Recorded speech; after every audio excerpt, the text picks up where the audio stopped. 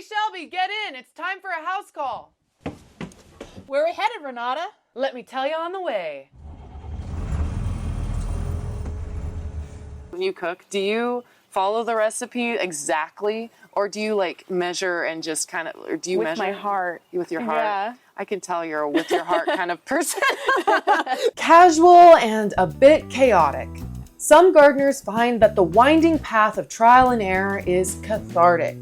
Picking up a new skill that's both an art and a science stretches even the most agile of minds, and no two learners are going to enjoy the process the same way. Fortunately, gardening requires nothing but curiosity and courage. Summer is quite comfortable with this style of learning, intuitively finding joy in the art of the process and relying on instincts to carry her through. But instincts can only get you so far, and that's what Summer has discovered in the case of her first herb garden. As soon as I bought all these plants, I was like, I'm ripping off a leaf and smelling every single one. I cannot wait. I feel like Summer and you had a lot of similarities. Very crafts, like the plants, smelling the plants, eating the plants. However, type A, type B personalities. I know, we have our similarities because we have a shared passion for skills, like learning the process of crocheting and sewing and gardening. But where we are different is how we go about that process. I'm just excited for all the listeners to meet Summer because she really is one of the coolest people.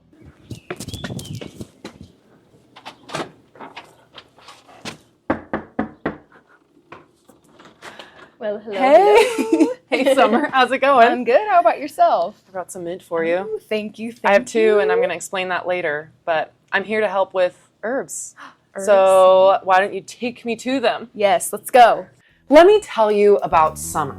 Summer is a cool person in every sense of the word. She's a cool vibe and style, and is even a very chill person as far as personality goes. In fact, I would probably say of all my customers, she's one of the most laid back growers that I know. Like, I go into Wichita, but never had been to the farmer's market, not really around that scene that much. So when I found out about you, I was so excited to come into Plant Bless. I think you parked at my salon. Like many other gardeners, Summer's horticultural origin story is rooted in her family. Honestly, my grandmother is a big inspiration. She had a huge garden, her whole yard, backyard, front yard. So I grew up like in the spring going to the plant store with her, planting flowers. She didn't do much like fruits, veggies, things like that, but she was a big plant lady. While her mom and grandma haven't really dabbled in the edible gardening world, Summer has dabbled a bit herself. Tomatoes are so gratifying. Like, it takes all season to like get them where they need to be. There's nothing better than a homegrown tomato, and it just makes me so happy. While tomatoes were fun, they were pretty hit and miss. So Summer decided to pivot. Well, last year wasn't so good, so I was like a little put off by it, and I was like, you know what? I absolutely love cooking, and so I was like, let's kind of switch to herbs. They're instant gratification. They elevate anything I make. It makes me so happy to be able to put them in something and taste that and just know, like, start to finish, like, they're gonna get me such a fun project through the summer. She may be new to the herb gardening world, but Summer is not new to picking up new skills and hobbies, and she revels in the process. I love making things. I love sewing. I love crochet. I love sculpting, wire wrapping, like just anything with my hands. Perfectly enough, Summer loves one specific hobby. I would say another big hobby of mine is cooking, learning about food, learning about different cultures' food, and I just love that I can have this. And guess what? She's already using the herbs that she purchased from the plant bus just 2 weeks ago. You know what? I've been using a lot of the thyme. I just love the taste of thyme. I've been making like that Turkish egg dish on the yogurt, like a more savory, yogurty paprika. But I was like, really I'm gonna add some thyme to that. So Summer is already delving into the world that is herbs and loving every minute of it. I'm just here to check in with her on plant care, give her a few pointers, and see how it's going. So, as she would say, let's dive in and see what happens. You and I are sitting with herbs between us in some pots. Yes. And okay, so why do you want to plant your herbs in pots versus in ground? I didn't know where to tear up the yard. This is my first time I had these pots. Are they the best sizes for what I'm doing? Probably not, but I'll figure that out. Does planting herbs somewhere in per se a garden really tear up that much ground usually? Well, no, but there's like, it's more of an investment to go out with a shovel and dig up your lawn, because then you don't have lawn there anymore. And what if your herbs don't work, you know? This is a low stakes way to do herb gardening, to grow in containers. Why don't you tell me what you've got going here in your pots? So let's start with the biggest pot. It's 12 inches across. And you have in here, I have lemon basil, Thai basil, and parsley. then the next pot size down, I have thyme and rosemary. and then you also have This in the front here, is a garlic chive, and one little pot with, and that is a citronella geranium. yeah, it is. Do you see there being favorite herbs for gardeners? Yeah, you know, I actually grow over 60 herbs and edible flower starts for the bus every year. And so I'm always very interested in what gardeners pick what herbs, like what their staples are. You can almost tell what cuisines they like to cook the most. I was very interested to see what Summer picked. She has a very interesting taste. So all of these plants you got on the plant bus, I know because you visited me a couple weeks back, and I thought it would be perfect to come do a little check-in with you, see how you're doing, especially since this is your first herb garden. I need to learn some things. Yeah, and we can kind of check in, and I can make sure that you're well on your way, and it looks like you're doing really great so far. Thank you. I think you've grouped your plants really smart. Thank you. I did a little research, and it was like, you know what? Do the Mediterraneans together, a little more sandy mix. Yeah. What are the Mediterraneans? So Summer was really good about thinking where her herbs were from. So the plants she grouped together were like rosemary and thyme. They like to dry out well between watering, so grouping them together, that's the best way to get the best results when you're container growing, because you can water them on the same frequency. If you grouped basil and rosemary together, you'd have a situation, because you'd either have really dry basil, because it uses water fast, or you'd have really soggy rosemary that would eventually rot. I know, that doesn't sound very nice, does it? And I just was like, you know what? I know these will get bigger. Yeah, the basil and the parsley. So I assumed, you know, kind of put the big boys together, see how they're doing over there. Does doing it in containers reduce the need for competition and spreading and things getting out of hand? Yeah, container gardening definitely has the benefit of preventing your herbs from spreading outside of space. Like for example, as we'll hear later, you usually plant mint in a container so that it doesn't spread like wildfire. But sometimes my customers or gardeners are concerned that their plants that are planted together in a pot are gonna outcompete each other. And so that's where some of your own like pruning and culturing does have to come into play. First, let's talk about the pots. Yeah. You have terracotta pots here, and you said they were something that you already had on hand. Yes. Which is great. It's good to use what you got. Terracotta has many pros and cons and very specific applications. Because terracotta does not have a glaze around the pot, you know what I'm talking about? Yeah.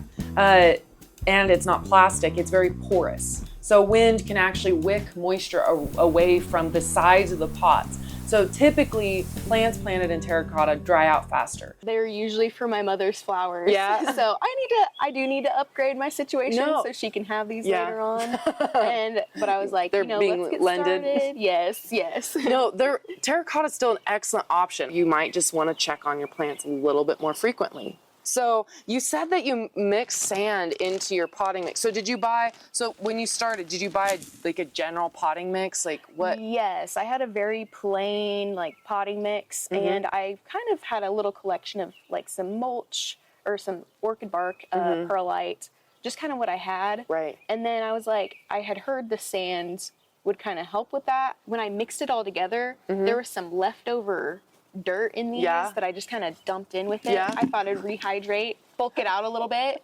When you make recipes, when you cook, do you follow the recipe exactly, or do you like measure and just kind of, or do you measure? With my heart. With your heart? Yeah. I can tell you're a with your heart kind of person.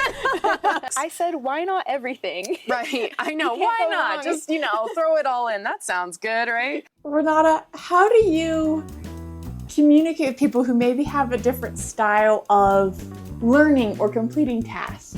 First, I try to control my inner red flags and bells dinging in my brain and listen to what they're doing and their thought process. Because if I can empathize and understand their thought process, it helps me to better advise them for future care.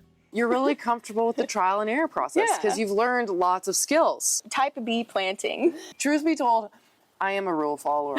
And I think you probably know this about me because I make little QR codes for people, like little, like, No, it's fabulous. the manual. We need both types of people in this world to we make it go around. We do. You know, my grandpa always used to say it takes all kinds. My mom always said that. And I am a big believer in that.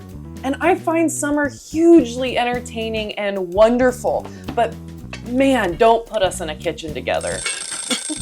Do you have rules, directions, instructions that you do just throw out the window and measure things with your heart? Yes, I definitely do. But there are some basic things that you do have to follow because horticulture is a science as well as an art. I have said that before and I will say it again until I die. There is a balance. And so just like the world needs both summers and Renatas in the world, horticulture itself needs both approaches as well. Because you mix in bark and perlite and sand, those are all things that increase how fast water can move through a pot in the drainage. So you will not have a problem with them being overwatered. Well, thank you. I actually have rocks at the bottom of the big ones. Did you know that that is a myth? Really? That rocks at the bottom of your container do not add added drainage. Okay. When I was a kid, we put rocks at the bottom of our pot. I don't know why. It's just my parents did. Mm-hmm. And I now realize I would continue to put rocks at the bottom of my pots. It's a learned thing. You know, some people put rocks at the bottom of the pot just to take up volume so they don't have to add as much potting mix into the container. But other people are using it as like added drainage at the bottom of the pot, especially with containers that don't have drain holes. But in reality, because of how water physics actually works, all you're doing is like basically decreasing the amount of volume that your plant can use to grow. When you either water, are you adding fertilizer to your water or did you incorporate it into your potting mix? You know what? I've never done the fertilizer. I was thinking about it. I was like, you know what? I need to think about that this year. Is fertilizer often the forgotten step? Oh, always. No matter if you're doing houseplants or herbs, usually in container gardening, people forget to fertilize or add more fertilizer because the potting mix companies have done such a good job of giving you a packaged product that has that fertilizer added in it already. But it does run out eventually, and plants do need 17 essential nutrients to grow. Everybody has their own preferences when it comes to fertilizer, especially when you're fertilizing your own food. Yes. Even though I may be comfortable using a synthetic fertilizer that's been vetted by the USDA, not everyone is. Some people want to be more natural, and that is perfectly adequate. Are there fertilizers out there that aren't vetted by the USDA? Oh yeah, there's all kinds of things out there that you can get on the internet, and some people make their own fertilizers at home with different ingredients. I mean, I've heard it all. I've heard so many types of fertilizer, and I'm gonna leave it at that. It's weird. When you grow your own food, you have the choice, and that's the best part.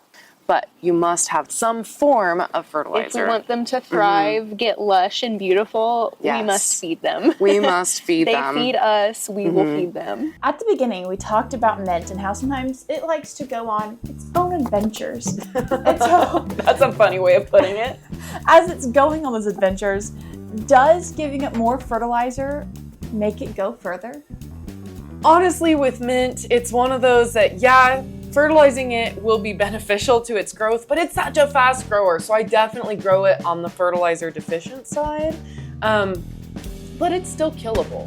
It is still killable, so it's still important to give it its water, its soil, its fertilizer. And so we are going to talk through mint planting next because Summer loves making tea and she forgot to get mint from the bus, so I brought it with me.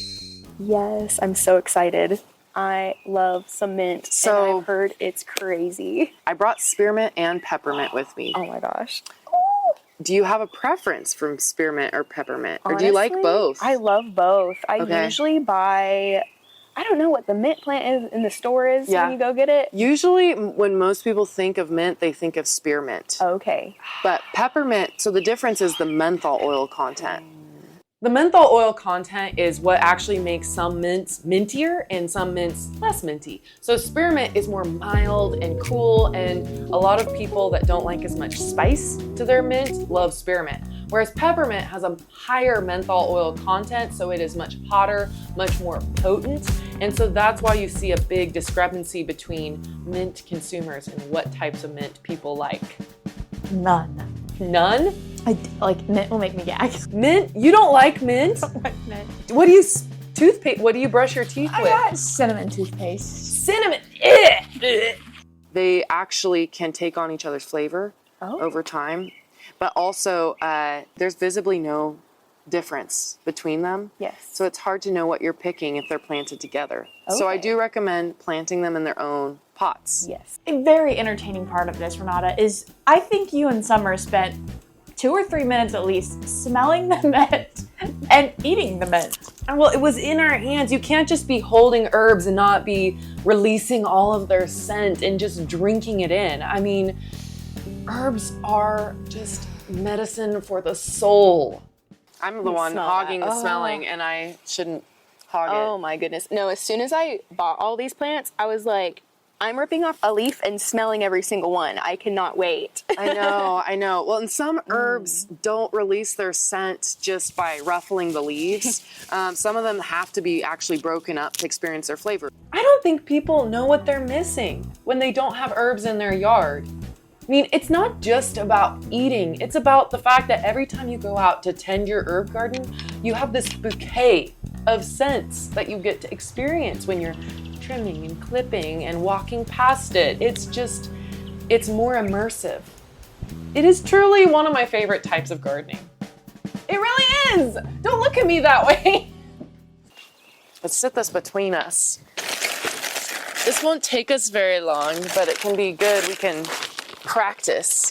When you're in terracotta, for sure, I would probably recommend keeping it less, like, you don't need quite as much drainage components added in, like the perlite and the sand. In Kansas, sometimes we're having to keep our plants water, especially this basil. Once it gets huge, it's going to be wilting regularly on you. It's going to be wanting some water. It's going to be wanting water. We need some more And so retention. you don't want as much well-drained in your herbs that you have together here. So why don't you help me add some soil into here? I like to coach the homeowner through it because I've done this a million times. I want to help you learn how to do it, you know? Let's learn. Okay. So I got a little scoop of dirt here. Mm-hmm. Just keep piling it in. Yeah, I'm going to mix some of that stuff from the bottom, that older potting mix, into it.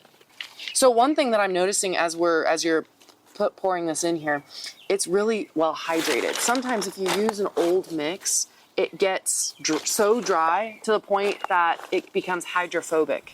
How can you tell when your potting mix is maybe old and we're just gonna go with dead?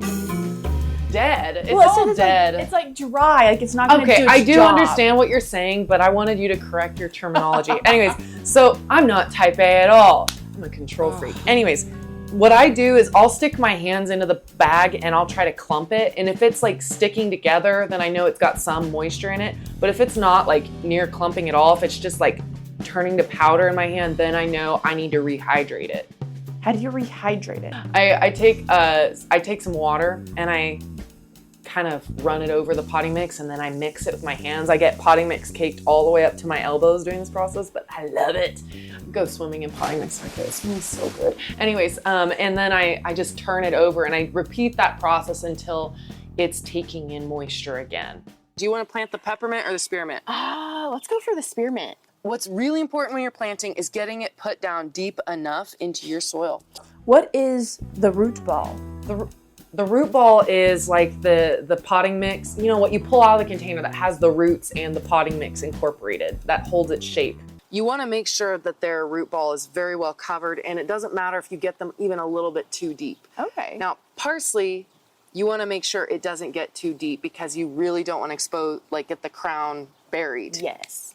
The crown is like a condensed stem. So instead of a stem like basil, where you can see a clear stem and the leaves growing off of it, See, like this. Yes. A crown, it's like a compacted stem. And all of those nodes where the leaves are coming out of along this stem are like coming from one central point. And that's, the sun needs to see that. It needs Yes, to be and if you green. bury that section of the plant, it can cause it to rot. Oh, wow. You know what's really cool about different stems? So you've got your ones that are really stretched out above ground, your stems that have nodes every couple of inches, like basil, right? Okay. Yep. Then you've got your crown plants, which plants that have their nodes all compacted down, stacked like right on top of each other, right above ground. That's plants with a crown. Then you've got plants like your onions and your tulips and your chives.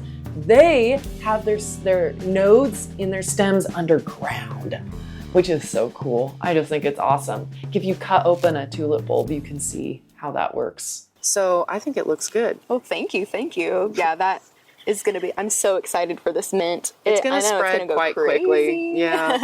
So I'll let you water this in later. It's not like it needs it immediately because that potting mix is pretty moist that it's going into. Ugh, that Kind of word. settling in. Yeah. Actually, I have a question about that. Yeah, ask. Sometimes when I'm potting plants, I'm like, should I drown this immediately? Because it's like acclimating to its new environment, or should I like let it be? You're not drowning when you water, but I do recommend to everybody that they fully satiate their plants upon planting. So water until it drains out the bottom. Gravity will do its thing and it will remove any excess water, so you won't drown your plants. You water it till it drains out the bottom of the pot. Okay, that's kind of what I did because I was like, you know what? I think it'll like water. It'll dry out. Yeah. It'll be fine. Is that why you recommend your pots having drain holes? Draining holes are like training wheels. It never allows you to overwater your plant in any singular watering because any extra water will just slough away. The best growers and the most skilled growers are good at pushing their plants all the way to drying out and then fully saturating them with water. That's what they And love. then doing that on repeat. Okay. As the pot dries out, it dries out from the top down. The most moisture is always actually in the bottom of the container. It's gonna so reach the for roots that. are going to start reaching for that moisture. And that's how you train those roots to tap deep. I didn't know any of this, so I'm so excited to get to going, you know, better my garden. Like, I do love information. I love learning. I love doing things precisely, but sometimes there's that balance in my life where I'm like, chaos. Yeah. But I'm excited to have the best outcome this season. Yeah, it's important to be able to visualize what the end result's going to be so you have something to shoot for too. Yes. Is the end result when it comes to herb gardening having those products off of your plant to be able to cook with? Anytime you want. That's like the dream end result is herbs at the ready whenever, as much as you want. All right, so let's talk harvesting. I brought you snips, but do you have your own set of pruners or snips? I do not. I just use scissors? I'm ripping them off with Or my rip hands. it. Honestly, that then smells good. Yeah. But you definitely can do that. I mean, I always recommend having some kind of like cutting tool. Or something's better for a plant in the way it's cut and clipped for it to continue to grow. Yes, definitely. There's always a risk you're going to pull off more than you intended. But I am notorious for just going through and pinching with my fingernail. Usually the main reason I'm pinching off versus cutting off is because I forgot my snips in the house. You know what a node is? Yes, like kind of where the leaves Come off the stem. Yes. This section between nodes is called internode. So you can cut anywhere on this internode, but I always recommend going 1/4 to 1/2 inch above a node, just because no new growth is going to occur from this. It only occurs from this point on the stem. And so if you leave this, it can end up making it look like a very sticky plant. Okay. So it's more of an aesthetic thing. It is an aesthetic thing. Can you ever cut too many leaves off? Honestly, with herbs, they're such fast growers, it'd be really hard to kill it by harvesting too much of it, especially once it's established. But in any given point, as long as you have, I'd say 3 nodes up the stem remaining on the plant, you can harvest down that far every time. Okay. It It'll just depends keep on how coming much you back. need. Yeah. So are people able to grow a bushier versus a taller basil plant? Yeah, you basically get to manipulate how your plant's gonna grow. It's actually better to remove the tip, what we call the terminal growing point, because it forces the plant to branch. Strongest one. Yeah. Like the strongest one. Yeah, so because you everything see else all these branches coming down lower on the plant, these little side shoots. Those will be encouraged to expand if you remove the top dominant growing point. There's actually hormones that are produced in the tip of the plant that suppresses the branches lower. So it strengthens absolutely everything if you take that away. Yeah, it triggers all of that new growth to branch. It's like a beehive. If you take away a queen, somebody else is going to become the queen. Yeah, there has to be a queen bee, I guess. Not many people think about hormones in plants, but just like animals, plants have hormones too. Hormones are communicating signalers within a plant. And a lot of a horticulturist's job is manipulating those hormones to do what we want them to do, to signal the plant to do what we want the plant to do. Do you want any specific herb for me to? I'll do some Thai basil. Yeah, today. you want to cut it? Yeah, absolutely. Do the harvesting process. Right here, we're gonna go for it. Go for a nice solid cutting. Oh, yep, you got a little side shoot too. But this way we can both smell it in. Breathe it in. Renata, when you're harvesting your herbs, how much don't actually make it into the house of what you've harvested? Actually, just this morning, I chopped my oregano way back. I probably took off a third of that plant and just put it in the compost pile. Wow. Yeah, because sometimes herbs are so big, they've got to be controlled. Just because you can eat it doesn't mean you have to. Okay, so at this point, if you're not going to use it immediately, like take it straight into the kitchen, because basil loves water, so it wilts also really fast. You can just stick it straight into a glass of water. And we, of course, did not have this on the ready. But what I always recommend is at least removing some of the lower leaves that are going to be setting in the water, just because it's not good for those leaves will kind of turn brown and mushy over time. Will it kind of help? If they're brown and mushy, does it make everything else kind of brown and mushy faster? It can eventually cause like quicker decay. Okay. It diminishes the shelf life. I think we have a habit of thinking that refrigeration is going to just always extend the shelf life of whatever we grow or pick from the garden. But basil is a fine example where the cold actually shortens the shelf life. So if you want to go put it in some water, I'm gonna go put it in some water before we keep going.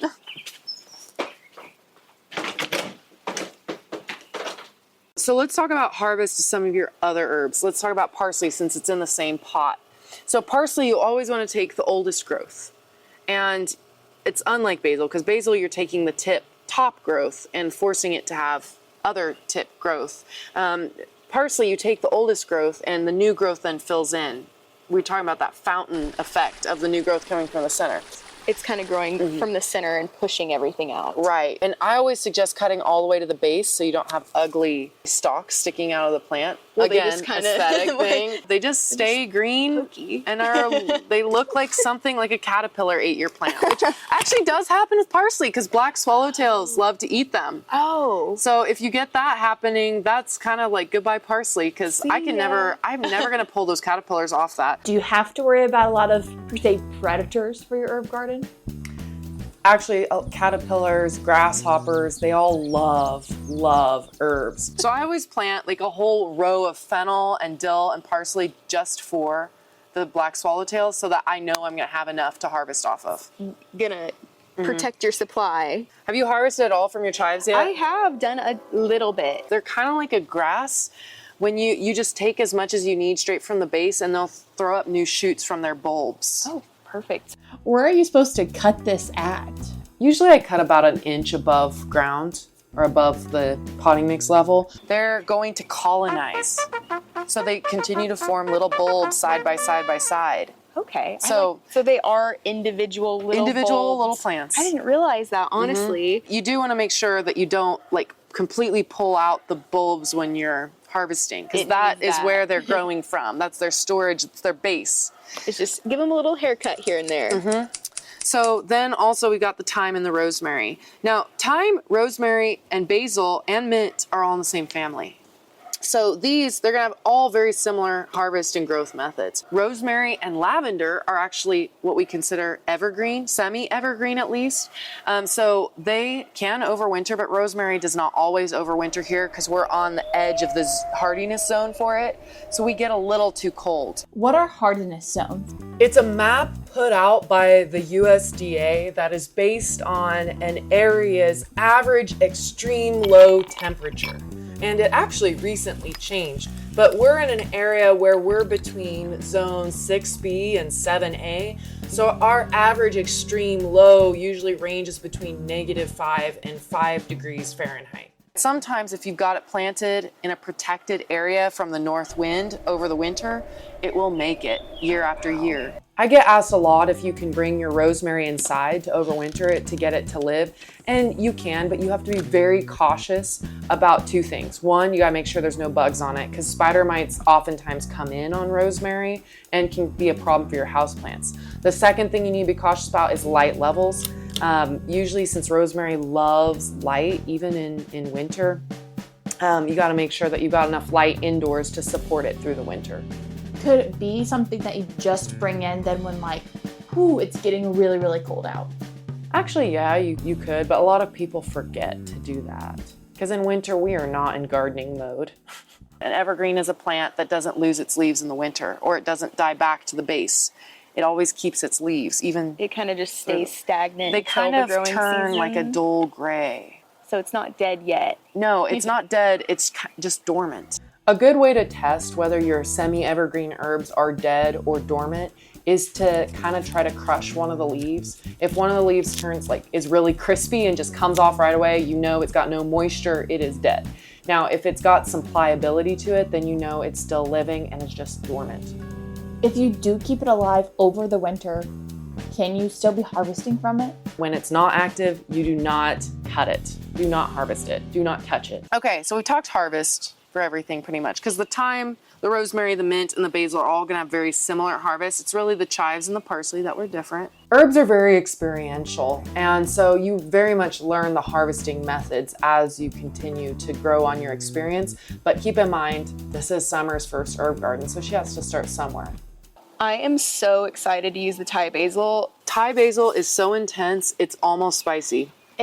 I love pho, and when they have that Thai basil with it, I'm like, oh, it's so good. Mm-hmm. Or in a spring Honestly, roll. it's even good in caprese. Oh, really? I will use Thai basil like Italian basil. You can even make a pesto. Thai is basically a super strong basil. Yes. Is one of the reasons you love gardening being able to take something you've grown and use it in your kitchen? That is the best part. The process of growing something, that challenge, makes that food just taste better somehow. There's a psychological connection to it that is just unlike anything else. I grew this, I cooked this, I ate this. Buying herbs from the store is so annoying because I feel like one and done. And if you can't use all of it, it's rotted in a day. I know. It's so wasteful. Yes. I know. That's the nice thing about having an herb garden. You just come get what you need when you need it. Also, it's going to last longer in your house because it's not traveled from all parts of the country. It is fresh. No plastic packaging needed. I always want to check in to make sure that I've done my job before leaving for the day. And I think Summer is feeling a lot more confident about where she's headed from here with her first herb garden. I've never felt too stressed out about, okay, I could go look it up. Renata's got it. Good. I'm glad. I try to remove as much stress as possible. Because gardening should be fun, right? Yeah. Have you had fun so far? Yes, I've had a lot of fun. I'm so excited to just use it and be with it and take some time. And I was so grateful that you came over and did this with me. As we spent the afternoon with Summer, what are your key takeaways from the work you did with her herb garden? If you've never grown an edible garden, herbs are a great place to start. They're very easy going and you get to have a lot of fun with them. Number 2, it's very experiential learning. I can give you the ideals all the way through, the science of it, but just like you saw with Summer, it's so much more enjoyable. The process is more enjoyable if you just dive in and see what happens. If you're going to find out more information or maybe the science behind herb gardening, where can they do that? For basic care tips, you can go to renatasgarden.com/plant guide, Or you can also check out bonus content from this episode on my YouTube channel or Substack, Renata's Garden.